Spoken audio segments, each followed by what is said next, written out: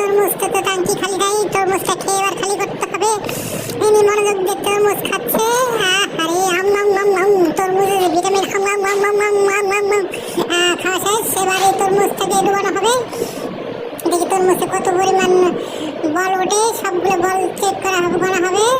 দেখা দেখা তরমুজ খাওয়া হইলো বল 3 4 5 6 1412 5 14,127 28।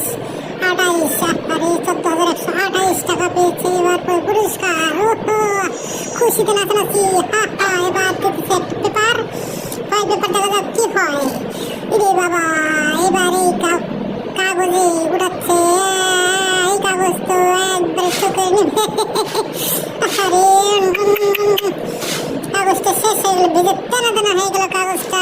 রে সর্বনাশ হয়ে গেল রে।